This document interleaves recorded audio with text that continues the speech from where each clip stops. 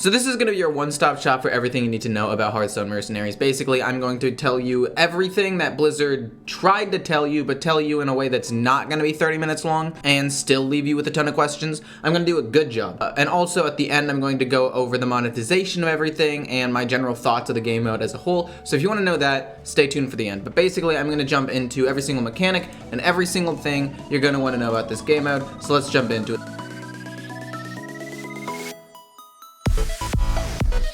So let's start off by talking about what the heck Mercenaries actually is at its core, the dungeon run. I'll talk about PvP in a couple of minutes, but I just want to talk about what this game mode is. What happens when you go into a dungeon is you're going to press enter dungeon or whatever the button is, maybe it's just play, I don't know, and then you will choose 6 mercenaries from your giant collection of mercenaries. And then you'll enter the dungeon. And every time you go to a new floor and do a new battle, you'll choose 3 mercenaries from the 6 that you chose to enter the dungeon with. Those will then do battle with whatever the mobs are for that floor, and then when it's over, these 3 will come back to your party, and then you'll just walk on over to the next floor and rinse and repeat. The only time this doesn't happen, though, is if somebody dies. Let's say Cariel gets reduced to 0 HP, you give her taunt or something, everybody focuses her and she dies. It's a big sad moment. She doesn't return to your party as 5, but the other 2 do, and all of their health is restored and everything. The actual combat, however, is what people are probably going to be most confused about. And it's just compared to Pokemon, right? Compared to a team Pokemon battle where you have a team of 2, you pick their moves, and then your opponent picks their moves, and then they fight each other based on the speed of the Pokemon. It's similar here, except you have 3 units. You're picking 1 move for each of them to do that turn. The order of which they attack is determined by the speed of the move. The lower the number, the faster it is. Which makes sense. So if you want to use a slower move, it'll probably be a big effect, something AoE, doing a ton of damage, a big buff. Whereas a slower move might be like a quick attack in Pokemon, where it's not hugely effective, but is something that'll get some extra chip damage in, and if, you know, it's near the end, and let's just say this guy had 3 HP left, you'd quick attack him, and maybe you'd kill him off. And that's basically how the combat's going to work. I don't exactly know how it's going to settle ties. Let's just say that 2 people choose something with 6. Maybe then it's random. I'm not totally sure. Maybe they give it to the player. But at its bare bones, it's basically decided by the speed of the move, who goes first, and that's basically it. Another important thing to note that makes this similar to Pokemon is the sense that every type has an advantage against another type. So you have Red, the fighter, the warrior, the tank, which will do twice as much damage to the, damage dealing class, like the hunters or berserkers or whatever. Then they will do extra damage to the mages, or casters, which tend to have, probably cloth armor or whatever. And then magic users, casters, will do more damage to the tanks because they have all this plate armor, which might not necessarily help them against the mystic arts. Now, this only happens when you're being offensive. This doesn't necessarily happen the other way around. So like if a warrior attacks a blue or a caster, it's not going to take half damage. It's either 1 times 1 or times 2. There is no like resistances is what I'm trying to say, which is interesting to note. So the next thing we want to talk about is the actual layout of each individual mercenary, and I'm assuming that it's going to be preset layouts where you're going to set a layout before you go into a dungeon. You're not going to have to manually set every single mercenary every time you go into a dungeon. So you'll probably be able to like say, okay, this is my layout for Illidan. If I choose him, this is what's going to happen. And these abilities are going to slowly be unlocked as you progress through this game mode and level up, which I will get into in the segment after this one. But what I want to talk about now is the equipment, which is what you're going to kind of build your character around. So let's just say Illidan is going to be, for your particular layout, one of your main damage dealers. Then maybe you're going to use Razor Fist as your equipment, which means your Winged Assault gains 4 more attacks. So you're going to do more attack every single time. But if you want Illidan to be a more tanky unit, you might go something like Demon Shroud, passive, take 4 less damage while attacking. And the equipment will change, like there will be different equipment, 3 different pieces of equipment for every single mercenary, and you'll just tailor them towards what you want to focus that character on for any given run or any given like combination of mercenaries you happen to have. So now you're probably wondering, how do you level up your character and how do you level up their abilities? Well, you level up your character by doing battle in, whether it be PvP or dungeon runs. You'll level up your character and you'll unlock new abilities and new equipment.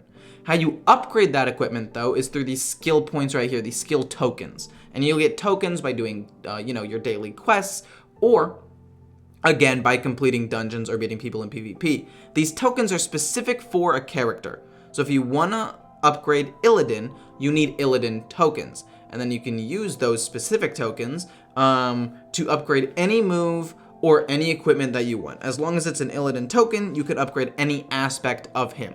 And I'm assuming every single level will get a little bit more and more expensive as you go. And that's basically all you have to do. You just collect tokens and you upgrade whatever moves you want to upgrade. Maybe you want to focus on one equipment for the time being or one or two moves. You don't need to upgrade everything progressively at the same time. You could just upgrade Mournblade all 4 times like that. Or you could just choose to not upgrade it at all. It's up to you what you want to do with your skill tokens, but you have to use the tokens for that character on that character. So here you can see how many tokens you'll probably earn if you ever finish a dungeon, and I think that this is a dungeon at the easier levels. This is the dungeon that we were following from the beginning. So these numbers will go up the more you play the game. As you unlock harder and harder levels, the amount of tokens you get will scale up, which is good. The thing that worries me, though, is to upgrade that one thing, if you remember from the last segment, that one equipment one time, not even to the maximum level, it took 100 tokens. And if you're only getting, let's say 30, 35 tokens for a character at any given time, and it's random which ones you get, like I don't even see an Illidan one on here. This would have been a useless run for me if I wanted to level up my Illidan. That's going to make progression extremely, extremely slow. And I'll talk about all of this a little bit later down the road, the progression system in more detail, but this is about what you can expect to earn. The numbers will probably, like I said, go up, but I don't think it'll go up enough to offset just how many mercenaries there are, and how few tokens you're going to get. So this scares me a little bit, but this is essentially what you are going to win. Okay, so now we're going to talk about the actual board for this game mode, and I'm going to go over this and then PvP and then my thoughts on the game mode, so stay tuned for that. So we're going to start off by talking about the actual dungeon run itself. The top thing right here is the dungeon run. You'll get on your little horse, you'll giddy up, you'll go to whatever dungeon you want to go to, and that's how you travel. However, as you level up, you are going to need to upgrade this into eventually a portal or any number of other things to basically give you access to higher level dungeon runs to give you better rewards. It's basically what this is for. This is the PvP. I'm assuming you want to level up the PvP thing to get access to fighting higher level people. Maybe there is a rank cap for any given arena stage. And then you have the tavern itself, which is basically just the collection. Basically, this is the equivalent of just pressing the collection button at the home screen in Hearthstone. And then the campfire is your hub for all of the daily quests for this game mode specifically. And that's basically it for the game mode. You also have this mail thing. It's like, oh, we'll tell you updates here, but you can also just find updates on the Blizzard website or YouTube from like yours truly, so you don't really need this one. And this gold thing right here is where you will spend gold to upgrade your board. Yes, it's going to cost gold. I will get to that in a second. So for this next thing for PvP, I want to play a clip for you real quick and then talk about it because this really scares me in terms of the health of the game going forward, so I want you guys to understand. So we'll just play it real quick. One key difference from other game modes is that you take your party into combat as is. That means the progress you've earned in mercenary levels, ability tiers, and equipment all play a direct role into your PvP prowess. This scares me significantly because this makes me believe that this game is actually going to be pay to win and be like a gacha game. But that aside, basically what's going to happen in PvP is you're just going to play against other people. And it's going to be very similar to the actual dungeon run itself. Obviously, you're not going to go dungeon, like battle by battle throughout a dungeon run, but you'll just queue up into somebody and the actual battle is going to be basically the same thing. You'll have your 3 dudes, you'll fight his or her 3 dudes, and then they'll beat each other up, and hopefully you win, and if you win, you'll get that 300 rating. Rating is very similar to what they're doing with a lot of stuff right now, duels, battlegrounds, and now this game mode, where it's an MMR-based system, which I personally like. I feel like Standard could be like this as well, and that would be pretty cool. But anyway, I do like the rating system for this. That's basically how it's going to go. It's going to be basically the exact same as dungeon runs, except your opponents are going to be humans and actually have brains and probably not make really stupid decisions. That's basically everything you need to know about the game, though. I'm going to give you guys a quick overview of everything and just my general thoughts. Thanks for staying this far. Let's jump into the rant part of this video. Okay, so I'm going to start my quick little rant. I'm going to try to keep it under 5 minutes, so let's just go right into it. First thing is going to be a positive, and the positive is Blizzard actually cares about this game mode. They do. They have a whole new menu. That new menu has like 3 or 4 different menus within that menu, which is cool. It's got a whole new design, a cute little aesthetic, and the actual dungeon runs themselves are pretty cool. Like, you'll never go against the same dungeon twice. It is theoretically infinite. Obviously, there is a finite number if you play Googleplex number of times, but like, for all intents and purposes, you will not go against the same dungeon twice, so the replayability is crazy good. And because they put so much work into it, and because there's a lot of creativity here, I do believe that the issues that I'm about to list are things that they actually will try to fix. So the first issue is just the gold. Don't make it cost gold. Simple. People are already trying to save their gold to buy wild packs, or standard packs, or arenas. You don't need to make this game mode cost gold too to upgrade your town. Just have the town upgrade passively as you level up your things. Like, let's just say your total mercenary level becomes 100. Congratulations, you upgraded your portal. So good on you, I guess. Maybe a little bit of gold as an initial down payment to buy the buildings at first, but definitely nothing more than that. And even that is much to me. Just to have it progress with your team. It makes so much sense. It would definitely fit the whole like mercenary style, in my opinion. The flavor, I guess. And the next thing is the pay to win aspect. And you might be wondering like, hey, eCore, isn't Hearthstone already pay to win? No, at least not in my opinion. In my opinion, pay to win is you cannot overcome a money gap no matter what you do. But in Hearthstone Standard and Wild, that's not the case. If you get a lucky hand, or if you get you counter whatever deck they're playing, or you just build a good budget deck like Face Hunter, you can compete with people who have spent thousands of dollars on the game without spending a cent. You don't have as many decks and you're not as flexible for sure, but you do have the opportunity to beat them. This game mode, I don't think that will be the case.